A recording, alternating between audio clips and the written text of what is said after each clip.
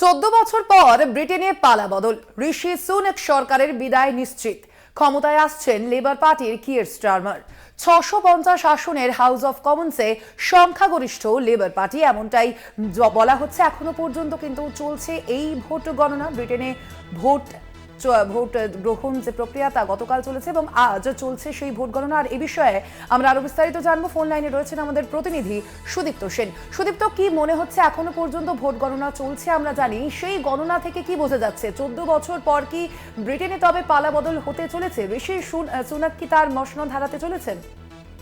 একদমই দেখো, 14 বছর পরে ক্ষমতার পালাবদলের বার্তা নিয়েই কিন্তু বৃহস্পতিবার ভোট গ্রহণ হয়েছিল। আর তারপরে যখন এই যে এক্সিট পোল দেওয়া হয়েছিল, সেখানে বলাই হয়েছিল যে এবার লেবার পার্টির ক্ষেত্রে একটা জয় নিশ্চিত এবং তারা বেশি সংখ্যক ভোট পাবেন, যেটা নিরঙ্কুশ সংখ্যাগরিষ্ঠতা, অর্থাৎ যে ম্যাজিক ফিগার, সেই ম্যাজিক ফিগার তারা পাবেন। তোমাকে জানিয়ে রাখি যে 650টি আসন রয়েছে এবং তার মধ্যে ম্যাজিক ফিগার হচ্ছে 326টি। আর এখন যে খবর উঠে আসছে যে যতটা পর্যন্ত ভোট গণনা হয়েছে, সেক্ষেত্রে দেখা যাচ্ছে যে নিরঙ্কুশ সংখ্যাগরিষ্ঠতা পেয়েছে লেবার পার্টি, অর্থাৎ কিয়ার স্টারমার তার যে দল, সে লেবার পার্টি কিন্তু ইতিমধ্যে এগিয়ে রয়েছেন। অর্থাৎ 14 বছর পর ক্ষমতার পালাবদল হতে চলেছে এই ব্রিটেনে। 2005 সালের 21 শতকে ক্ষমতার স্বাদ পায়নি, অর্থাৎ 21 শতকের পর ক্ষমতার স্বাদ পায়নি এই লেবারেরা। 1900 সালে প্রথম এই লেবার পার্টি তৈরি হয়েছিল। 1922 সালে প্রথম এই লেবার পার্টি ক্ষমতায় আসে। তারপর থেকে কখনো বিরোধী আসনে তারা বসেছিল এবং 1923 সালে প্রথম প্রধানমন্ত্রী হয়েছিলেন হোন রামসে ম্যাকডোনাল্ড। এবং তারপরে এই লেবার পার্টির যা দশা হয়েছিল, সেই লেবার পার্টির যে বেহাল দশা, সেখান থেকে কিন্তু স্টারমার তিনি ক্ষমতায় আসেন এবং হাল ধরেছিলেন। আর এই মুহূর্তে যেটা জানা যাচ্ছে যে 2024-এর যে নির্বাচন, সেই নির্বাচনে একেবারে 14 বছর পর পালাবদল হতে চলেছে। এই লেবার পার্টি কিন্তু ক্ষমতায় আসছে, এখনো পর্যন্ত যা হিসেব দেখা যাচ্ছে তাতে।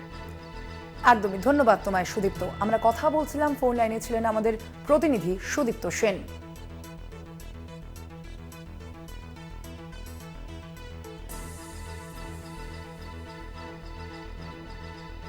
আমরা কথা বলবো, আমরা যোগাযোগ করতে পেরেছি। ফোন লাইনে রয়েছেন আন্তর্জাতিক সম্পর্ক বিশেষজ্ঞ ইমন কল্যাণ রাহিরি। ইমন বাবু, আপনাকে স্বাগত জানাই কলকাতা টিভিতে। ইমন বাবু, এবার 14 বছর পর ব্রিটেনে পালা বদলের একটা বার্তা কিন্তু ইতিমধ্যেই দেওয়া হয়েছে এবং যেমনটা মনে হচ্ছে যে ঋষি সুনাক কিন্তু তার মসনদ হারাতে চলেছে। কি বলবেন আপনি?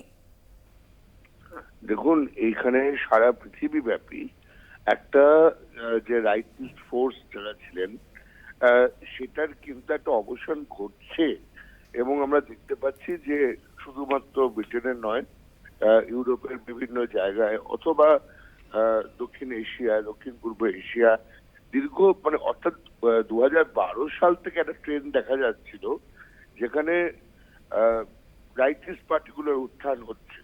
কিন্তু এখন যেটা দেখা যাচ্ছে, এবং ইংল্যান্ড ছাড়াও ফ্রান্সেও যেটা দেখা যাচ্ছে, যে লেফট ওরিয়েন্টেড পার্টি যারা, বিশেষ করে ইংল্যান্ডের ক্ষেত্রে লেবার পার্টি, এদের যে জয়টা হচ্ছে বা জয়টা আসছে, সেটা কিন্তু পোস্ট কোভিড একটা ফেনোমেনা।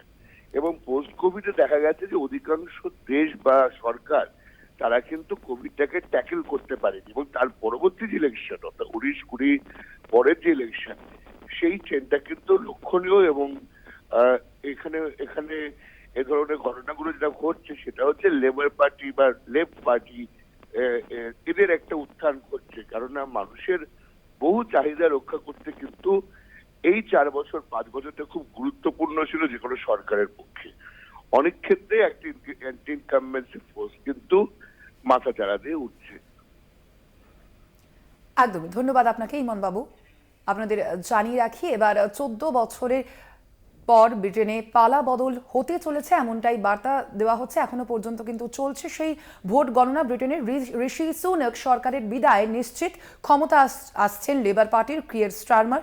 এখনো পর্যন্ত ভোট গণনায় এই বিশ্লেষণ।